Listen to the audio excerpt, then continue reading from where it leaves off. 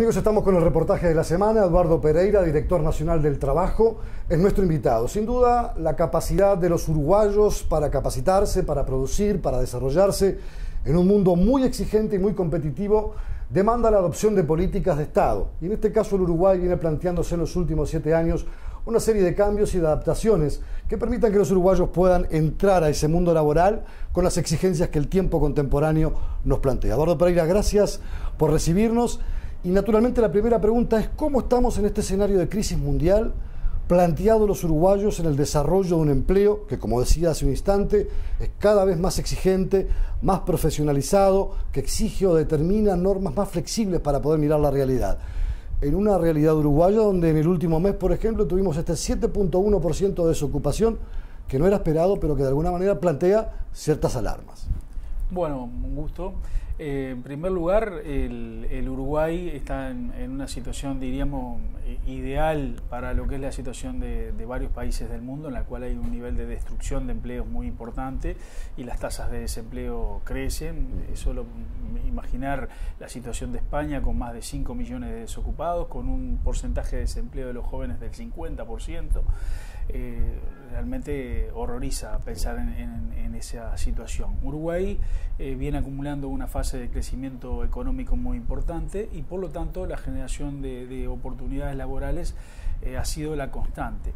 Esa generación de oportunidades laborales y de empleo que se ha mantenido desde el 2004, 2005 para acá, nos genera otras dificultades. Los fenómenos del crecimiento también generan dificultades. Más tecnificación, más profesionalización. Exacto, más tecnificación, mercados más diversificados, producción más diversificada, requiere trabajadores con un mayor nivel de conocimiento y de capacitación. Requiere ajustes en el mercado de trabajo, una oferta de formación importante y algunos sectores que empiezan a sufrir la insuficiente oferta, es decir, la insuficiente cantidad de trabajadores para algunos puestos de trabajo.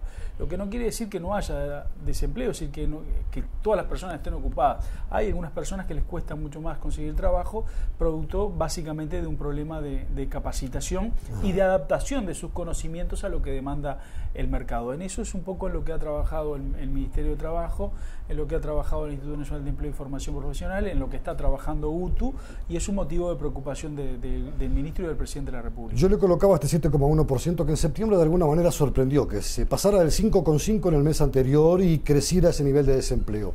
¿A qué es atribuible? ¿Es coyuntural? Hay distintas lecturas. Casi todos advierten que este es un fenómeno puntual, pero que no va a ser lo permanente. Bueno, cuando hay crisis en el mundo y hay crisis y las economías y los mercados tienden a cerrarse y a protegerse, bueno, y se generan fenómenos como los que pasan o han pasado en la región en los últimos meses, obliga a que el gobierno y las políticas activas que promueve el gobierno estén arriba de la mesa, moviéndose y adaptándose a esas circunstancias, porque nadie está vacunado contra los efectos de la crisis y por lo tanto acá hay situaciones que se nos han generado producto de la crisis internacional y producto de algunas medidas de protección de países de la región. En ese sentido el gobierno también, como tiene que mover, tiene que jugar para protegerse de esas situaciones, bueno, ha adaptado los sistemas de seguro de desempleo, ha habilitado el ingreso de trabajadores jubilados para cubrir la insuficiente oferta en algunos oficios o en algunos sectores. Ha activado medidas para estimular el ingreso de turistas para la reciente temporada. Esta situación puntual del 7,1 que nos obliga a mirarla detenidamente y a ver cuáles son las medidas que se toman. Bueno, está caracterizado, primero porque si hay crisis, si hay movimientos, todo el mundo comienza a ser un poco más cauto y hay ajustes, restricciones, empiezan a ser más cautas, a tener más cuidado en las inversiones.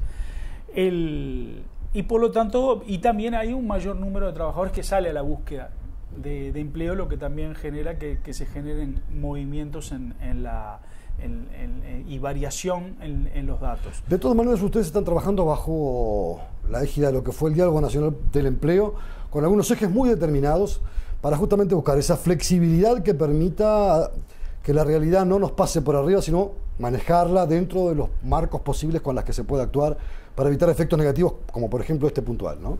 Sí, nosotros durante el año pasado, porque para enfrentar este tipo de fenómenos hay que tener rigurosidad y por lo tanto hay que analizar e intercambiar con otros actores para ver cuáles son las mejores medidas.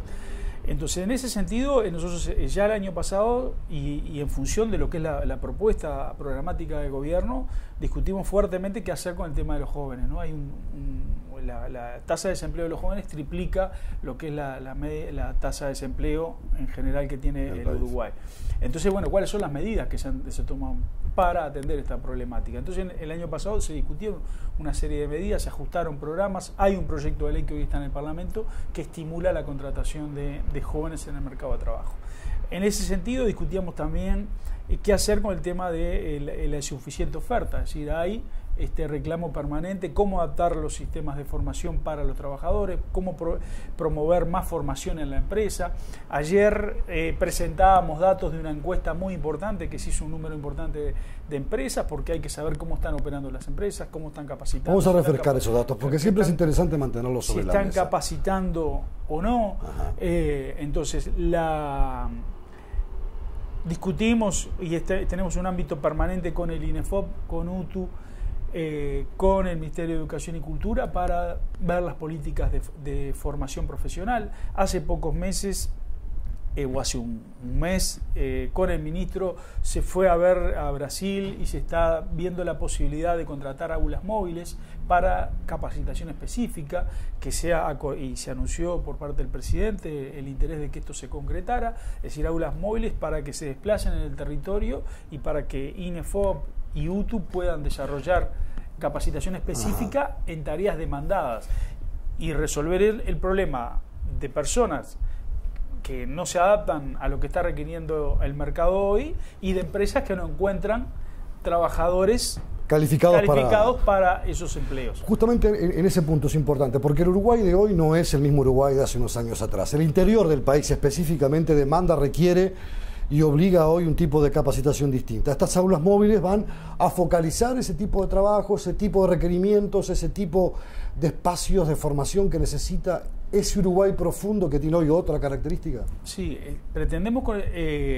hoy hay un problema también de insuficiente oferta educativa específica. Para una capacitación específica no hay mucha oferta. Es decir, el Instituto Nacional de Empleo y Formación Profesional encuentra dificultades para contratar un curso X en algunos lugares del país.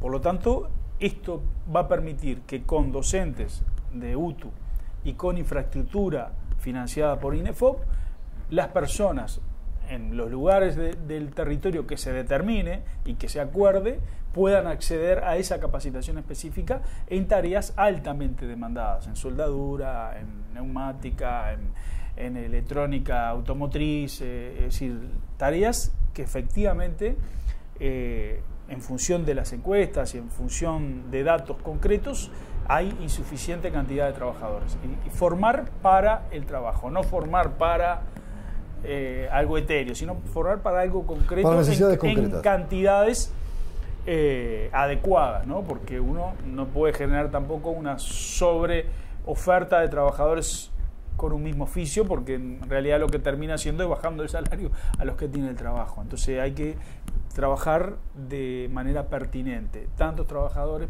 para tantos puestos de trabajo. Hablamos de determinado tipo de oficios, pero ¿qué pasa con el trabajador rural, el trabajador agropecuario, que necesita otros niveles de formación porque hoy la demanda de los productos agrícolas y ganaderos necesitan y requieren otro tipo de capacitación, porque hay otras demandas en el mundo que también obligan cierto tipo de calidad bajo determinados parámetros, ¿verdad? Sí, hay uno de los temas que más se requiere en general cuando uno anda por el interior del país es todo el tema de el manejo de maquinaria agrícola, ¿no? Hoy una máquina en el medio rural andan en el entorno entre los 300 y el medio millón de dólares, ¿no? Entonces son maquinaria muy tecnificada, muy cara y que requiere, hay una demanda fuerte de trabajadores a calificar para ese sector. Ya no es manejar solo el viejo tratorcito. El viejo tratorcito, ¿no? Y en ese sentido también se ha estado buscando y se ha solicitado kit y equipamiento y simuladores como para poder desarrollar esta capacitación específica, y está dentro de las cosas en las cuales se está trabajando. Ya se han hecho, pero también no con la suficiente cantidad de trabajadores capacitados que está demandando, ¿no? Y hoy muchas veces hay trabajadores que se capacitan, o personas que se capacitan en la práctica, y eso también es riesgoso para la inversión que está establecida allí. Hablábamos de flexibilidad ante la crisis, de buscar siempre caminos de salida. Por ejemplo, estoy pensando en este programa donde jóvenes que estudian pueden trabajar por un tiempo determinado en el Estado o en algún otro tipo de actividades para adquirir su primera experiencia y para conocer el mundo real. ¿Cómo ha ido marchando este camino, esta primera experiencia que es inédita además en el país? Bueno, entre las varias, porque podríamos nombrar el programa Jóvenes en Red, que se está poniendo en marcha ahora, que va a colectivos vulnerables y que va a jóvenes que están en situación de vulnerabilidad o que están en situación de calle muchas veces, y bueno, cómo enganchamos a esos jóvenes, cómo los derivamos a los programas que tiene el Estado, a la capacitación, a la reinserción al sistema educativo o al trabajo. Pero también se está probando en estos meses el programa Yo Estudio y Trabajo, que es un programa que no va dirigido a jóvenes con vulnerabilidades. Pueden participar, pero va dirigido a esos jóvenes que están estudiando y que también necesitan de políticas para los que sí, ¿no? Para los que sí están insertos, para los que quieren trabajar y se les dificulta por los horarios. Y ese programa nosotros se trabajó con el joven previamente a la derivación hacia el organismo. Primero se sorteó, obviamente, ¿no? Se seleccionó. Se trabajó con ellos, se los preparó y hoy ya están en los organismos públicos. Del lado de los organismos públicos también preparamos a los que recibían a esos jóvenes. Se adaptaron los horarios y los jóvenes están estudiando y están trabajando y con un nivel mucho más que aceptable. Más allá de que va a haber una evaluación y que estamos siguiendo el programa muy de cerca, porque en realidad no podemos generar programas que puedan llegar a que un joven se desvincule del sistema educativo por sostener el trabajo. En realidad lo que queremos es que el trabajo... Una condición sine qua non. Tiene que estudiar para poder acceder al trabajo. Exacto, y que el trabajo le ayude a sostener el estudio y le agregue otros valores, ¿no? Que tengamos una persona que está estudiando, que se está formando, pero además que puede tener algún dinero para sus necesidades, pero que adquiere compromiso, valores, amistad, todo lo que genera un ámbito laboral calificado. Y quiero decir esto que es muy importante: hay un nivel de satisfacción muy alto de todos los organismos públicos que han recibido a estos jóvenes. ¿Y qué pasa con la empresa privada? ¿Por qué no se suma? Bueno, porque queríamos hacer esta prueba y porque queríamos demostrarle ahora ya con datos concretos al sector privado que hay 46.000 jóvenes que se registraron en este programa, que están deseosos de un trabajo en el cual puedan adaptar el horario y trabajar y estudiar, y que además son jóvenes con un nivel educativo acorde al de su edad, con mucho entusiasmo y con muchas ganas de progresar y de avanzar en la vida. Entonces, ya hay, el sindicato bancario, estamos conversando con ellos van a adherir al programa y van a promover en lo que es la asociación de bancos y con las patronales la posibilidad de que también no solo los bancos públicos participen, sino ver con la actividad privada. Ya hay un número importante de empresas que están anotadas para el año próximo ser parte de este programa, y podemos decir que el año próximo este programa va a tener un número mucho mayor de oportunidades para los jóvenes que quieran trabajar y estudiar. Tenemos que hacer una breve pausa, pero le dejo plantear una pregunta. Todo este tipo de diálogo a nivel nacional implica la construcción de políticas transversales, es decir, el sector privado, el sector público, el sector empresarial, los trabajadores. Esta primera experiencia, me cuenta después de la pausa cómo está dejando el panorama que el país mira a partir de esta nueva realidad. Ya venimos. Usted está viendo TVUY.com, el canal uruguayo diseñado para Internet.